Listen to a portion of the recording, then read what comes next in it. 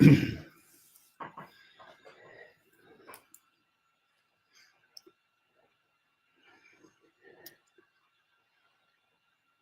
for 12 seconds.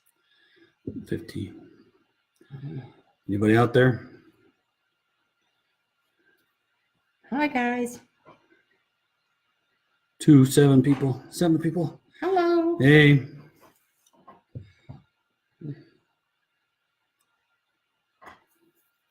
Hi, how's everyone doing? You can see a hint of my Christmas tree back there. Yeah, just a little bit. We're being a little bit lazier this year, not putting everything out. Just the two of us. Yeah. Kind of hard to put all the decorations up when it's just the two of us now. Like for when the kids were around. Yeah. Well, we had little slaves, little helper slaves. Yep. All right. Well, welcome everybody. Glad you're here. We're sorry we're just a few seconds late. We were a minute. We had to find a dropped a needle from the missus. Yep. She's doing some sewing things. What's this called again? Wool applique. Wool applique. So she's doing this. Being a seamstress and on all its forms, she likes doing this kind of stuff. So, and it is there. So this is a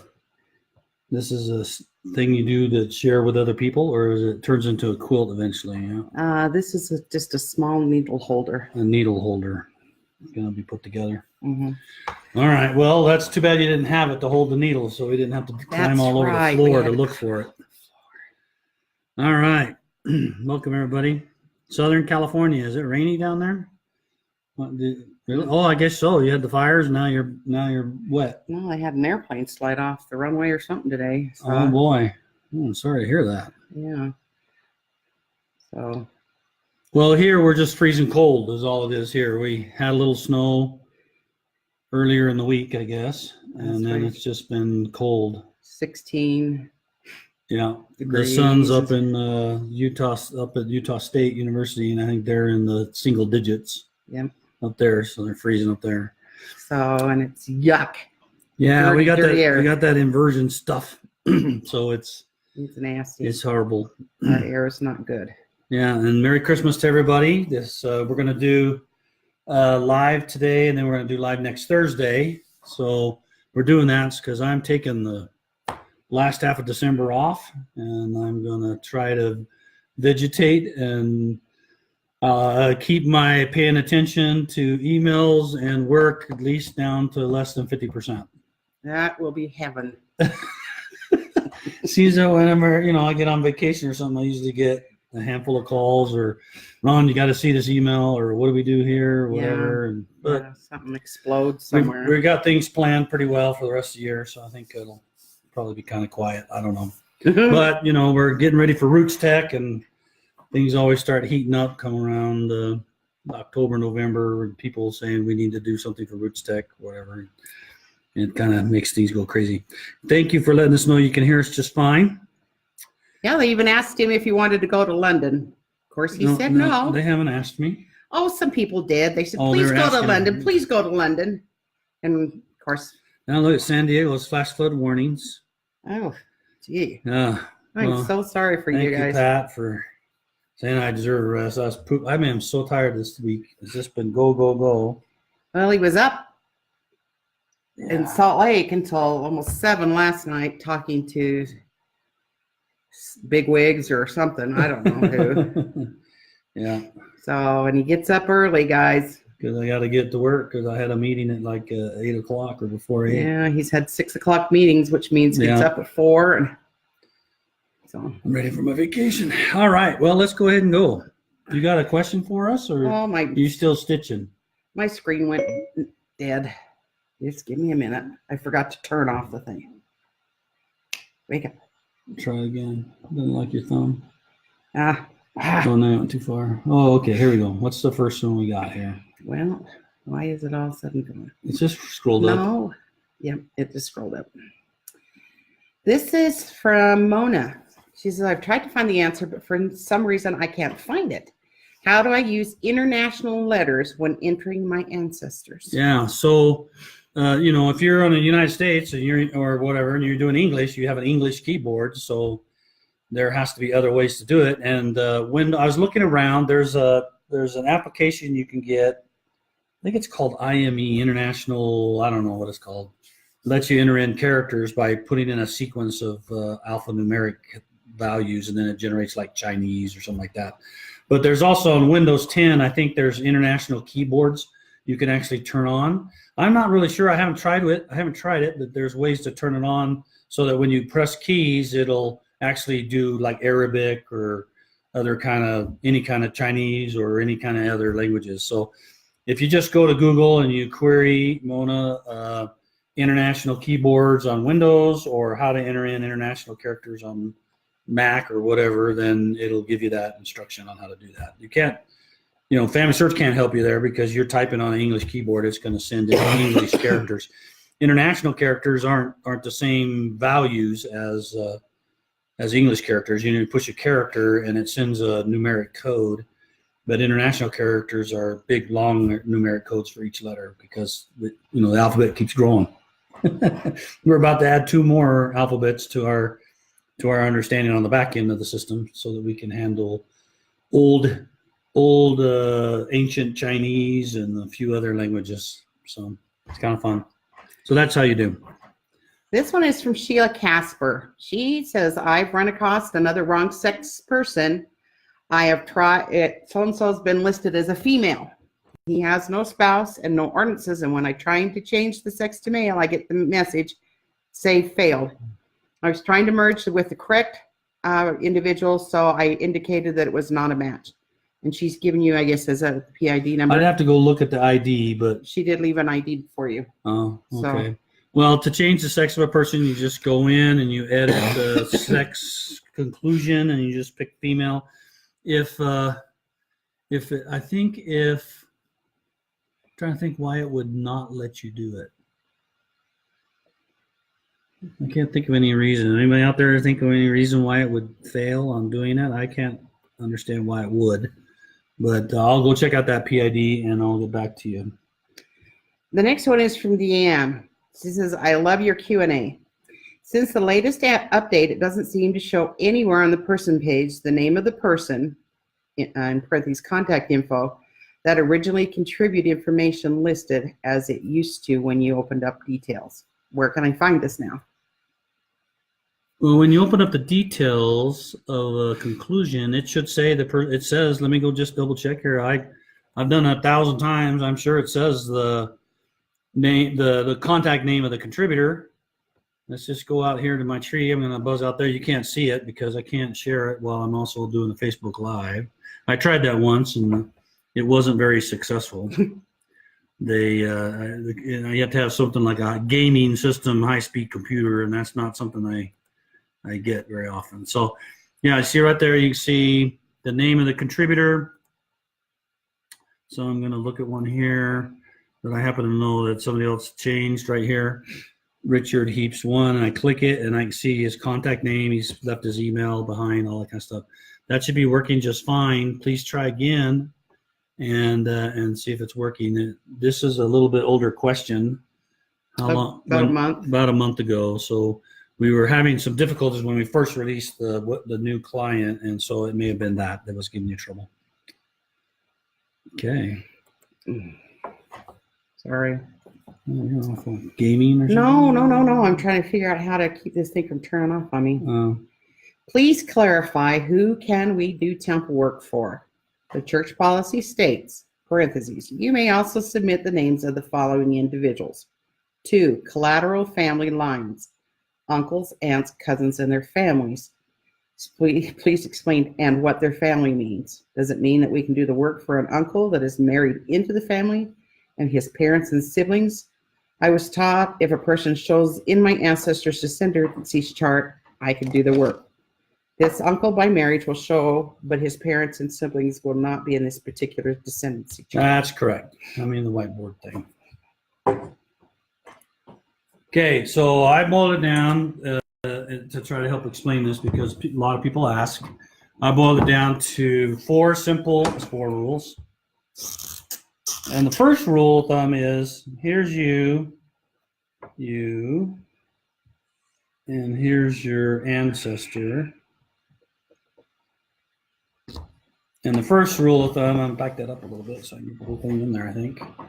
So if this is you and your ancestor, then you can do the ordinance because you're direct descendant. See, the important thing about this whole policy thing is you have to be related to the person. So the easiest way to figure out relation is, if you follow your line up and you're related, then you can do that ordinances. Now, and you're right, you can do descendancy. So if you turn around and go descendancy down like this, and here's a person, yeah, you can go up and you can go down, and you can do that person as well. And the way you know is because there's a common ancestor between you and that person. Here's the common ancestor. You start here and you go up, and you start here and you go up, and you hit the same person. Then you know you're good to go because they're a descendant of this common ancestor, so you can do it. Now you can also do the family of this person. So you can do the spouse and you can do the kids. There'd be spouse and kids and spouses of those kids and on down. So you can go up and you can go down and you can do all that family and descendants of that family. But you cannot go up and do this spouse. You cannot do the spouse's parents. So here's the parents of the spouse right here. You cannot do that. That's a no-no. You can't do this one because you're not related to these people, because you would have to find a common ancestor between them and you in order to be related. So you can't do that sealing. You can't do the ordinances of those parents, because you're not related. But we want you to be able to finish this family here so that the family's complete. We want to leave a family with all but one ordinance done. So we've received this acceptable. We've gotten the policy thing that's acceptable for you to do the sealing of this spouse to those parents without doing the ordinances for the parents. Okay. Now that doesn't mean you get to do that anytime you want to do it. It just means that in that case that's acceptable. But the rule is whenever possible, you should do ordinances in the same order that you do living, which means you do the parents' ordinances before you seal the children to the parents. In this case that I showed you, it's acceptable to not do that because you're not related to parents, but we want to make sure that the child, who's the spouse of your ancestor or descendant, have their ordinances done. Now, another thing to keep track of is you can do your spouse's line, you can do your adopted line, you can do foster line, and you can do step lines. All of those are acceptable. And that's part of the policy that says you can do those lines. I heard one the other day. I was doing a conference presentation on, I can't remember my days anymore, Wednesday morning. And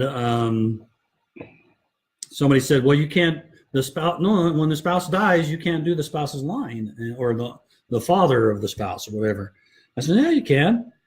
And then I realized that they assume that the husband, so let's say that you pass, sweetie, it doesn't mean I want you to. Thanks. But I know you said you want to go first. Yeah, I do. So if you go, I can still do like your dad, but I'll be blocked from doing your dad because he was not born 110 years ago. I see. So I still have to do the 110-year rule, so I would have to get his siblings or his children to give me permission to do that. But then I can carry on in my spouse's line and finish that out while I'm, still around, waiting to meet you on the other side. Aren't you lucky? That's not a problem for us. Yeah.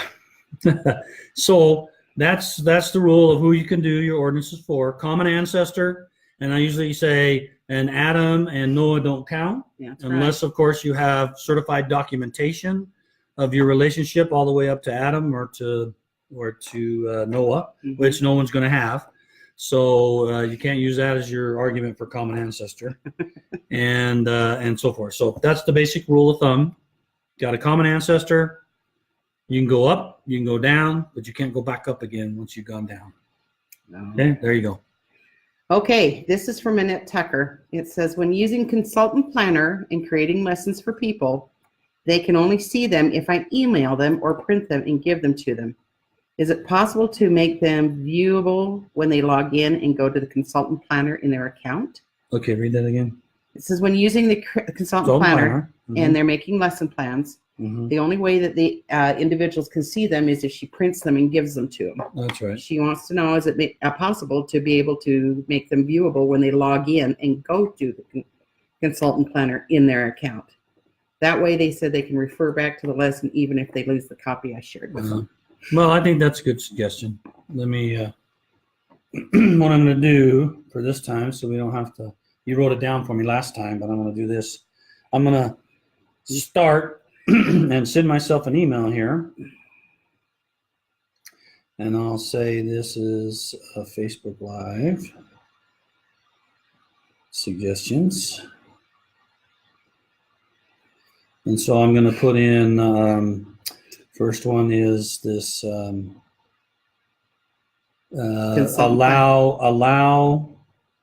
the person being helped in consultant planner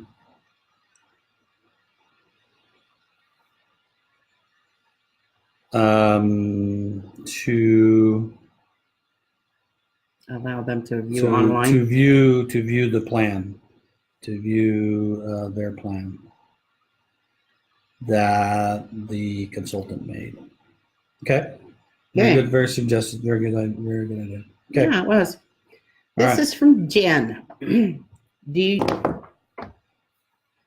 I'm sorry. Do you use something the stats on family history activity report from the resource tab of the calling page reflect activities done on the app? I've been teaching people in my ward how to use this app. The activity report seems to accurately reflect the people I have helped on the computer, but does not reflect the activities of those that I have helped on the app. Yeah, that should, they both should work. This is the progress report. This is the family history activity report that's found on LDS.org. And if I remember right, it calculates, and I haven't looked at it for a little while, so you may have to refresh my memory. It shows the number of people that have 4 generations. It tells you the number of people that have submitted a name to the temple, which means printed a card or shared an ordinance to the temple.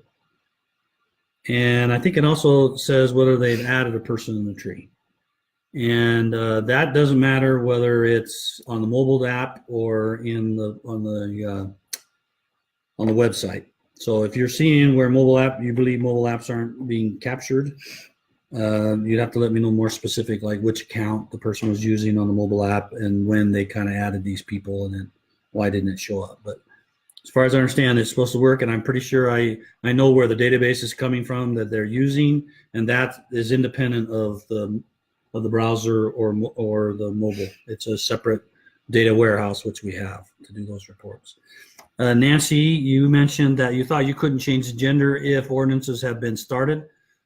That may be so. Nah, I don't think so. I think you can still just change the sex of the person even if the card's been printed.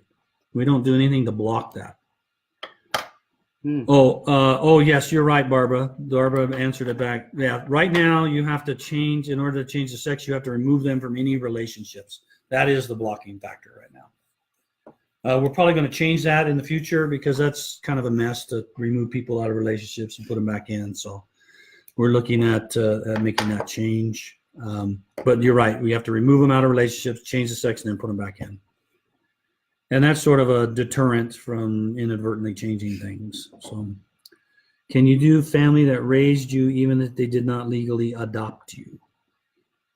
Like the only way that you can do the family that raised you is if you were in the house, if you were in that family at or below the age of 3.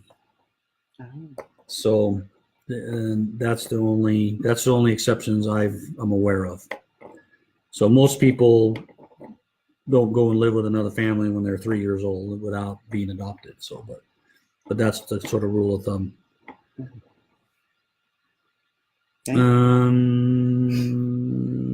Question about the new ordinance ready, Judy Beck, and the names provided. There seems there's some that are being released from the shared with the temple and coming back to us. It also seems that we can access these names only through the ordinance ready tabs. See more. If I go to so let's go through this one then, and then we'll pick up the next one. Okay. So Judy says, I have a question about new ordinances ready. This is relevant because it just barely went out a little bit. and the names provided, it seems that some are being released from shared with the temple and coming back to us. It also seems that we can access the names only through the Ordinances Ready tabs.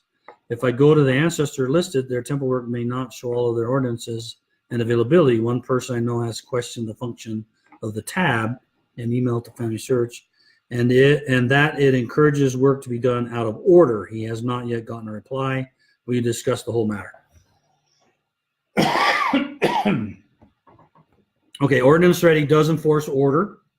It will not hand out an I, for instance, unless the B and the C are done. It will not hand out an E unless the B, C, and the I are done. We have recently discovered that it may hand out a ceiling without the B, C, and IE all done. But, we're looking into that. That's not much different than what we just did with the ceiling to the parent. When you go up and down thing, you can do the ceiling without the parents being done. So it's not a strict violation, and that ceiling is not effective until the parents are done. So we're looking into that to see what that. We don't enforce that in Family Tree today. That strict order of ceilings being done after. Although remember, the rule is whenever possible you should do that. And so let me tell you the order of Ordinance Ready. Ordinance Ready, the first place it looks for ordinances is off your reservation list. So if you say I want initiatories and you have an initiatory that's ready, meaning the B and the C are done, then we will show that in the list that returns back to you. Then the second place we look, if we can't find enough of the ordinances, is we look at persons that you have shared with the temple from your reservation list. And if we find some there, we'll pull it back from the reservation list and we'll print that and we'll include that I, for instance, initiatory in that set. The third place we look is we look at related names to you that are related, that are on the temple list and they've been shared by somebody else. So somebody else reserved the person and shared it to the temple list, but you're related to the ancestor they shared, we will give you that initiatory off of the list. Lastly, if we can't find any of those three, then we'll walk your tree looking for a green temple. Now, in that case, we'll let's say we're looking for initiatories. We'll find one that has we have to find one that has an initiatory without the B with the B and C already done. So that will be a little bit more difficult. If you do BC, for example, we'll just give you the whole reservation if nothing's been done. And then the last place we look for Ordinance Ready is just an ancestor. You may or may not be related to them. You probably are, but you may not in the span up and span down that we look for. But we'll just give you a name right off the shared temple list. We'll get the oldest name off the temple list, and that's the one we'll give to you. And those are also done in order. The temple enforces order in their work. So that's how it works. I don't believe it encourages you to work out of order. The only place that we've noticed that it does is the ceilings, but it will never give you an E if the B, C, and the I are not already complete. So there you have it. Okay, let's get a question off the sheet. All right, this is from Mike. On someone with data problems, it might tell you birth is before father's death. If you clicked on it, you used to get a hint as to exactly who it was talking about. Now you can click on show details and all it does is open a new page, but it still does not tell you who. Am I wrong, or is there something that can be added? Or am I doing it wrong? Yeah, I don't know if you can do it wrong, but I don't know if I have an ancestor with data problems. You know those tanners, they're all over that stuff. They're animals. Yeah, they're all over it. So you should be able to click, or it's either clicks or it shows when you don't click on show details, you click on the actual data problem. So you might be clicking in the wrong place. If you click on the actual data problem, I believe, let me see if I can find a data problem. There's none there. None there. So somebody may have to remind me, oh, here's a data problem. So if I click on the little icon, I have to click on the actual data problem, okay? I don't click on show all or anything. I just click on the data problem. And death year is earlier than the marriage year. So let me go look at that person. And I would expect this to be weird. This was up in the 1700s, early 1700s. So here's data problems.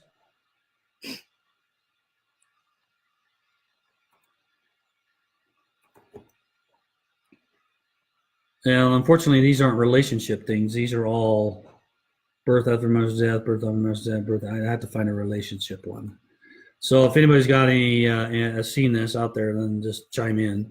I'll have to go see if I can find one. But it should tell you the PID of the person that's having the issue, or the relationship that's having the issue. Okay. Let me see here. Could you add record hints, possible duplicates, and data problems to the new fan chart view? Mm-hmm. I think that's a reasonable suggestion. Let's see, add duplicates, hints, dupes, and problems to fan chart. And you do one good deed and they want more. Let's see. Oh, and Christy Sue Blair asks, is there a way to add an unconnected person through the app? I can do it through the browser, but I haven't found a way to do it in the app. Let me just look real quick and see if I can see where that is. I can tell you where to go. I believe that you go to, let's see. I don't know. I'm going to have to think about that one.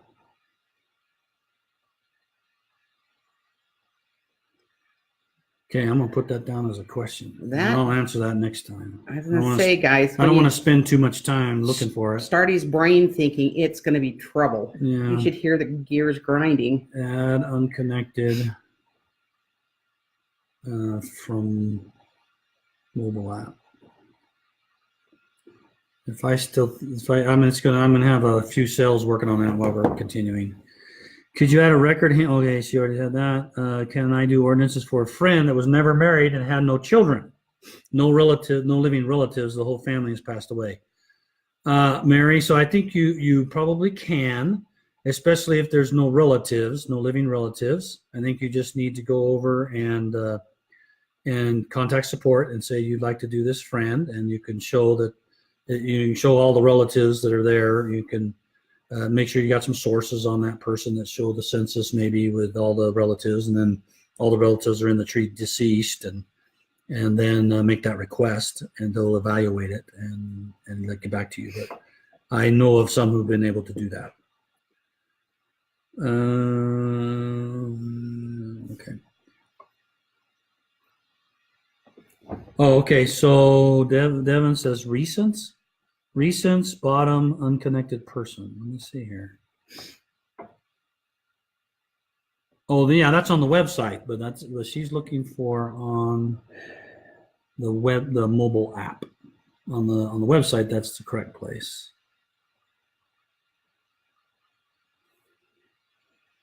Huh. Oh, there it is. Recents. Oh, okay, yeah. Recents. Yeah, see, it's not. I don't see it in the recents there. On my recents on the mobile app. So I'll have to go talk to my team about that and see where that is. Maybe they didn't do it. Okay, I got that in my list. You know, one over here. Yep, got one new one from over there. Yep. This one is. Hey, Joy, welcome. This is from Rebecca. It says, can you add a place or a correction to the standardized places list? Let me tell you where you go to submit a change or update or an addition to the standards places. You go to, and this is not a easy thing. You go to www.FamilySearch. He's writing it down, so he'll show you. Hang on. .org/research/places. So you go to www.familysearch.org/research/places. That will bring up a page, and it shows, and you can type in the place that you're looking for, and it'll show it if it has it. If it doesn't, it won't show it. And then there's a feedback button at this tool. You click the feedback button and you type in the place that's missing, and then they'll get that message. The team that does this work will get an email directly from you from that entry, and then they'll add it into the system. Actually, we've made some changes recently, but I don't know if it's been released yet, where we're going to allow volunteers to update the places. So when I get more information about that, I'll let you know. Oh, we're watching from New England. Boy, I bet you it's cold up there. Well, I don't know. Maybe not. No. I think I saw a football game up there, and there wasn't even any snow. Yeah. So doesn't mean it's not cold. Well, it could be cold because we don't have much snow, but it is pretty chilly out there. You know, even the dog doesn't want to go outside. Yeah. She loves to be outside. Okay, here's one from David Newland, and it's a little bit bigger, so you want to pay attention. Yeah, he was right. He just was talking right out here. David Newland right there. Yep, this is his. It says name deleted, 13th November 2018. Photo credit, photo added, number deleted, deleted, find a grave, ID number deleted. Does name deleted have permission to copy and post this photo? The issue is apparently someone asks if someone has permission to get a picture of a headstone on Find a Grave. The question was posted on the picture of the headstone that I added to a relative. Seems 1, odd, 2, peculiar, since grave sites are, as long as it is a relatively public cemetery, don't seem to have restrictions on taking pictures of headstones, and 3, Find a Grave has disclaimers about a number of things, among which I would assume permission, protection, or what have you about posting pictures of headstones and graves. Odd post, certainly in the wrong place. Why don't they ask Find a Grave instead of posting on the picture attached to my person? I don't know. That's the user. But we actually let you attach Find a Grave things to the system, and Find a Grave, we send them back to Find a Graves to look at the picture. But that's weird. All righty. So I don't think there's a problem. He's giving you a PID on the individual. Yeah. What's the PID? LYRC JFQ. JFQ. Find a Grave. Picture issue. I'm assuming he's saying the name deleted. Oh, okay. Name deleted. Photo credit, yeah. Okay. Okay. All right. Here's one from Becky Butler.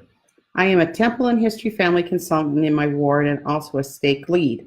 I love the new Ordinance Ready and have used it to find names for myself. You mentioned that it is a great tool for consultants. How does it work for us? Can we use it to help others? Can we use it in help others mode? Are we actually reserving names for the person that we're helping? All right. So, and there's a question out there by Thomas Kemp. Family cards are now printing with the completed ordinances showing the temple name only, but not including the date. Why is the change? I'm not aware of that change. Let's see if I have anything. I don't know if I have anything on my list that's considered done there yet. Excuse me. I don't. The ones on my list are all ones I need to keep working on. I'll look into that one. So this is temple cards, not printing complete date.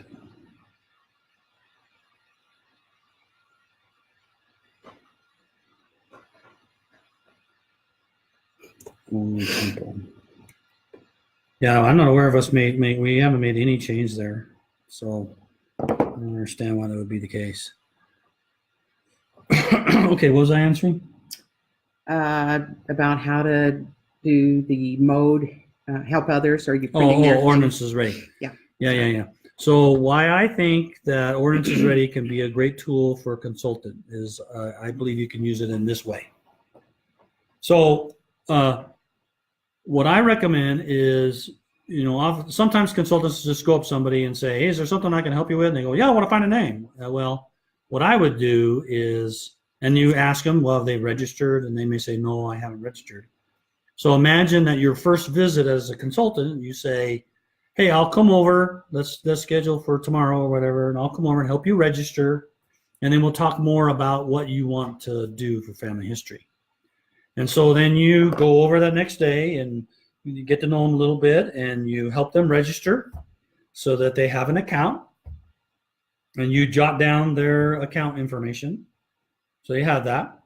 And then you tell them what is your things you're interested in. Oh, I want to find a name to take to the temple. I want to understand how to correct things in the tree that's been created for me when I logged in with my MRN, because you're there helping them, making sure they're putting in their MRN. And then you say, terrific, I will, let's meet again in a week or something like that.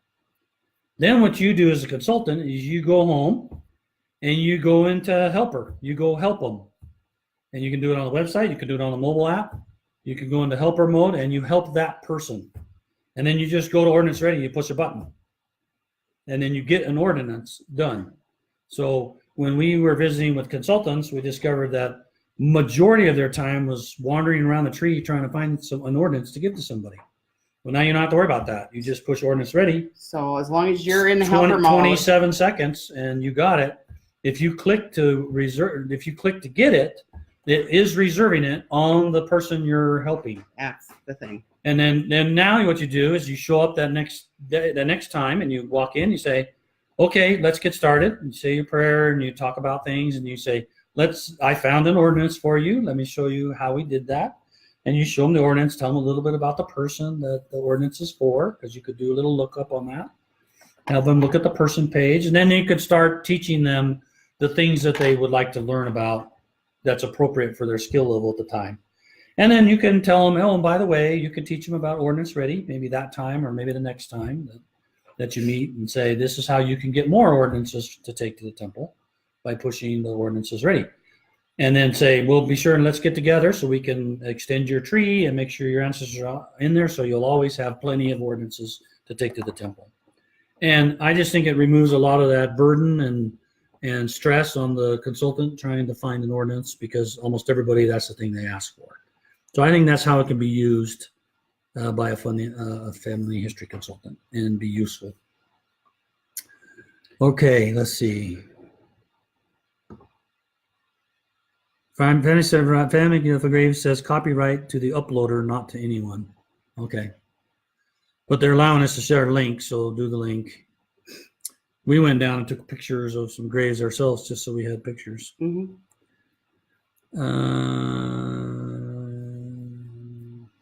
Okay.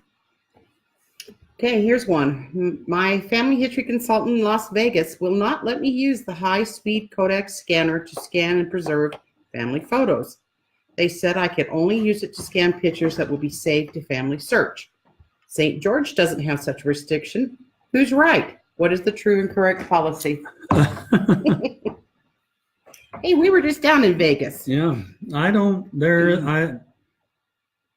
I've been to several family history centers, and I've used those Kodak printers or scanners, and I put whatever fits in them. Yeah. I mean, and I put it on thumb drive. So I do the scan it, and I put it in my thumb drive, and then I'm gone. Schedule an appointment, and I show up, and I do my scanning. So this was what place? Las Vegas? Las Vegas. Really? Oh no, Vegas. Okay, so I'm gonna give that information to those who run the family history centers. Las Vegas Family History Center, not allowing. Well, maybe they have about 1,000 people that just show up just to do it, but I think that's okay. Maybe you just I would think that's okay. I don't think Family so. History Center not allowing users to scan pictures. He's done it for me Unless on some stuff of my mom's when she passed away. I scanned all of her recipe cards. Yeah, my mom was quite the little cook, and so Not allowing users to scan pictures unless they upload he them. did that so that I could share them with FamilySearch. my sister-in-laws and nieces and stuff who wanted to have some of her. Boy, and I'll recipes. never do them by hand again. Oh, he was doing them by hand and it took forever. These are just stick them in there, man. They're just Yes. It's beautiful. Wonderful. Back, front and back, and Wonderful. pretty high resolution. Yeah, it's pretty nice. Okay. Anyway, this one is from Del Rey. It says, I am a T and FH consultant, Temple and Family History consultant. I was going to You're ask. getting good at this. I'm getting good. I'm learning. Yeah. I was going to ask if the green, quote unquote, you're helping blank sidebar on the fan chart screen could be moved off of the birth country legend so that the countries would be readable and the colors seen. But I just love that just today, the green bar has been moved to the top of the screen in the middle. Thank you so much for your wonderful change. Yeah. Yeah. Oh, there you go. I remember they did it for something else, and I said, why isn't this the way we're doing it when you're helping somebody? Look. And I guess they did it. Down there, they're not wrapped on me. Oh, okay. So scroll up to the top. Sorry, guys. We're going to take a brief recess here. I'm not tech savvy. Yeah, all the way fast. This is as fast as my little fingers will roll. Can't you just flick it? No, my thing does not. Oh, I yeah. have an old iPad, guys. And we've spent so much money lately on new tech that we're not buying one of those. Not unless someone wants to chuck one at us. You can go that. I go C and C. See? Maybe not. Just a second. Sorry, I can't read your posts because they're not wrapped. I get the first 3 or 4 words and then they're gone.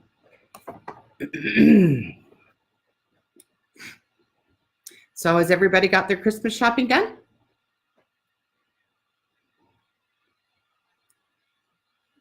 Anybody else answering nothing? I don't know. Well, I have to scroll down. I got mine done this week. Oh, it I'm says so excited. is if it's family history related, like photos, you should be able to scan them, even if it's only for your family. I agree. I agree. So You just have one that was on. I had a cranky day.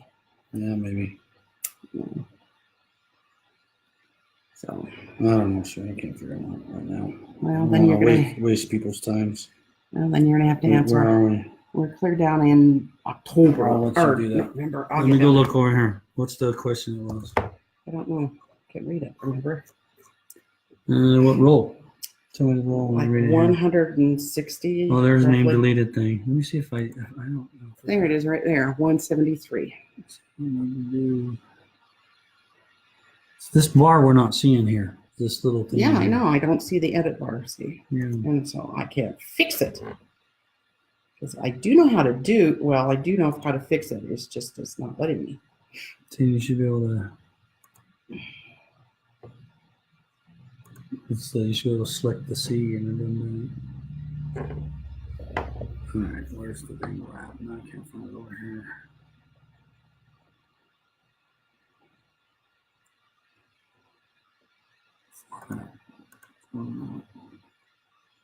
Text dropping. Wrap. All right, here it is. So it was this one right here. Is there any way that we could look at view my relationship that could also say, for example, fourth cousin twice removed? This is from a man. No, from Sue. Sue.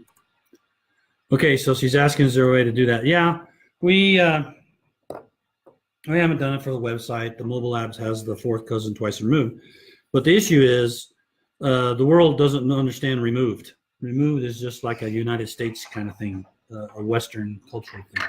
And even when you tell new users, say twice removed, they go removed from whom? Yeah. Removed how? And it really means that you're that many generations away. So twice removed means 2 generations away from you, either older than you by 2 generations, or you're older than them by 2 generations. And so we've been working with our translators to figure out how we could use words that would work in all countries. Are more appropriate. Yeah, so I think we have some suggestions. We just haven't got to it. It's just, that's a little thing, and we're working on big things right now. Okay, here's It'll one. bubble to the top eventually. It says our campaign's going to get easier to find for the average user in Family Free. Did it do it for you when I did it? No, we're down here. I know, but we missed that one. Oh, okay. Say that one again. Our campaign's going to get easier to find for the average user in Family Tree. Yeah, we talked about that today. Actually, No, you it can didn't do well. you can go to if you go to Discovery. I think most of them are there. So if you go to FamilySearch.org/discovery, I'm telling you this, we're gonna get it to where it shows up on in places that you can click to get to. But if you go to FamilySearch.org/discovery and you log in, you have to be logged in. Then I think you can see all these other campaigns. Like you won't see a hint one, but you'll see like pioneers or missionary, ancestors, things like that. You'll see those kinds of things. I don't think you'll see the like hint campaigns and stuff, but you'll see those other big ones like I think the world. I don't know what's out there. I have to go look. So let's see what's out there right now. You go to the /discovery at FamilySearch.org, and you get come on, baby. Did I lose the internet? Hope not, because that would be our thing. So you get pioneer ancestors, missionaries, Relief Society, occupations, ancestor headstones, family obituaries, and you get the ancestor challenge. So those are the things that are out there right now. We'll continue to add more things to that site. Okay, here's one from Paul. There's one said they got all of her shopping done. I think you got yours done too today, didn't you? Well, mine's done now. It's just being delivered. Yeah. Oh, yeah. And we got some wrapping left. We're going to wrap this weekend. Yeah. My grandson came over and asked if he could already have his. I said no. Needless to say, he cried. Yeah. But, oh well. Mean old grandma. I don't know if every family history center is equipped. Family history centers are not all equipped with the Kodak photo scanner. It's only Discovery centers that I believe have those in them. Oh. I think it's only the Discovery centers because family history centers can be, a classroom in a stake center and stuff. And we wouldn't put one there because it's not secure enough. Those things are not cheap. So. No, they're not.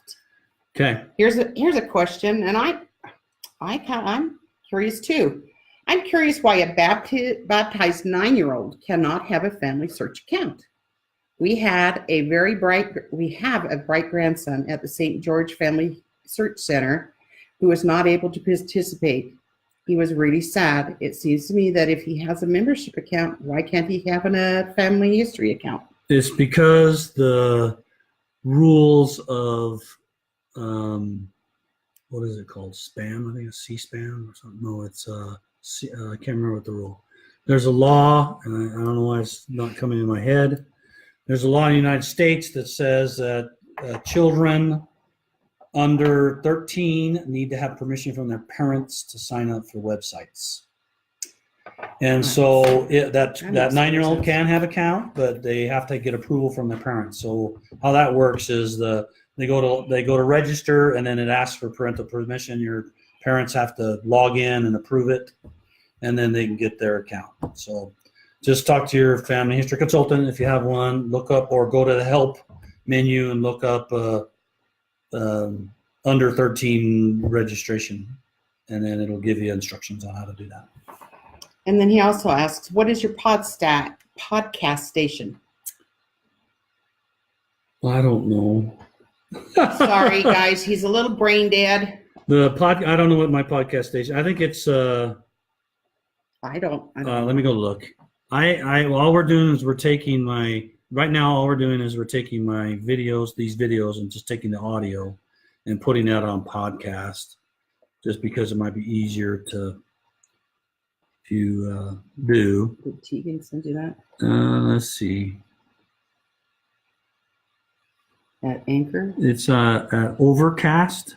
So overcast.fm. No, this is for it to go to anchor.fm/family history Ron. Anchor, ANCHOR.FM/family-history Ron. And I'll have Tegan post that and make sure it's the right thing. I'll have her post it on Facebook. Okay. So I'm going to let you take that one. Alrighty, this one's got a lot of PID numbers, so I think. Hold on there. Let's just see. How long before the new consultant planner is permanent? I don't know what you mean there, because we've shipped stuff. They'll always continue to update it. So Not sure what you're asking.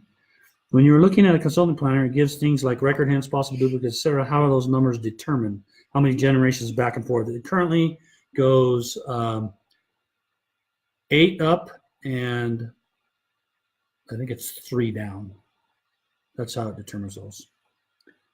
9-year-old parent can help. Your podcast station is Family History Ron. Yeah, the station's Family History Ron. But I don't know if you have to know Anchor on it or not.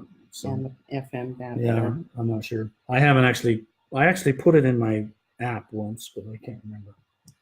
This one you'll have to do because she's asking a list with PIDs. It's from Janae Davis. So you'll have to look at that. I'll look at that one. So Yeah. what line is that on the thing? 176. Okay, so I'll look at Yeah, she's talking about possible duplicates, but when she does it, none show up. question sheet 176. number 176. 176. Okay. Here is a question from Bosch. IA Heritage uses volunteers to translate their web and program, and they offer the service in 42 languages. Not bad considering that they are a company, but FamilySearch is a non-business entity and only has 10 languages. I think people would be more favorable to translate for free for FamilySearch than a company. Have you ever planned on recruitments of volunteer for that kind? Yeah, actually, we do have volunteers, and part of our translation is being done by volunteers. And we just got approval to you get some tools that will help us engage more volunteers. So, yeah, stay tuned. I think that people can volunteer to do that. We do get some percentage of our translation from volunteers today, but it's just been a little dabbling because we're trying to see how effective that is and how we do there. So, but yeah, we're on 10 languages. It's just it's as you know, it's costly to translate and test and all that kind of stuff in all those languages. We have the booklet in 44 languages, but the booklet's a special path that most people don't take. So Linda, yeah, that's right. I remember that they're showing the new consultant planner. You can turn it on or you can turn it off. I don't have a date right now. That's in a different group that I don't work with regularly, but I'll go see if I can see the planned date for new consultant planner release. Consultant planner release. Okay, I think we got time for a couple more at least. Here's one from Janae. What does it take to make a deceased person a confidential person? The wiki article states that there are high standards for it, that people can't request it, and that it is uncommon. What are those standards? A confidential person? Mm-hmm. What do you mean by confidential person? Oh, that's all the information I have.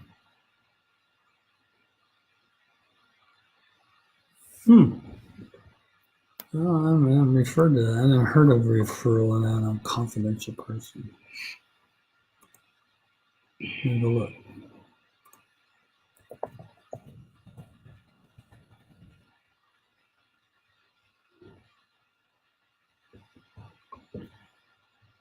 It didn't say what the wiki article was. Yeah, I'm not familiar with that term. I mean, there's private people, there's locked people, in other words, confidential person. And that's line 178. Confidential person. Question mark. Line 178? Mm-hmm. Okay. Next one is from Jenny Merkley. I've been wondering if I've been told the wrong guideline all these years and in turn have passed on some untruths to many others. This is what she asked. Temple reservation list shows SP for spouses of my relatives. My understanding is that since I'm not related to the spouse's parents, that I cannot do their SP sealing or the preliminary BCIE for their parents. Yet SP shows up as available in my temple reservation list and Ordinance Ready. Yeah, just listen to what we said a few minutes ago. You can go up, you can go down, and you can go back up to do the spouse's sealing to parent. You can't do the parent's spouses, the parent's ordinances. Just go ahead and do the sealing to parent. Okay, this is from Fran Jensen. The photos and documents other posts in the tree show up on my homepage. The problem is that nothing has updated for 11 days now. Refreshing the screen doesn't help. Any suggestions? Nope. It just means that nobody's added any new stuff within the 8 up and the 3 down. So they're revamping that. We've been talking about it in the homepage, and we think just showing the same pictures, of course, is not anything interesting, but we could start showing other things and maybe look at maybe go a little bit up further and down further and showing things that you haven't seen before. So we're trying to investigate how we would do that to make that screen more alive and more relevant, because each time you come, you see something a little newer. Maybe we show less, but you see newer things. Here's one from Judith K. Are you aware that you cannot move sources up and down to organize them? It's not worked for several days. Yeah, we know that the sources, rearranging sources, is broken right now. Sorry about that. I don't think they're quite done yet. I was remember asking the team today if they'd got that done yet, and they didn't say. Let's see what's out here. I'm finding it to be a bit confusing. Let's see. There's a question out here. How soon after adding an ancestor to the tree does he show up to others? Does it make a difference if I've reserved ordinances?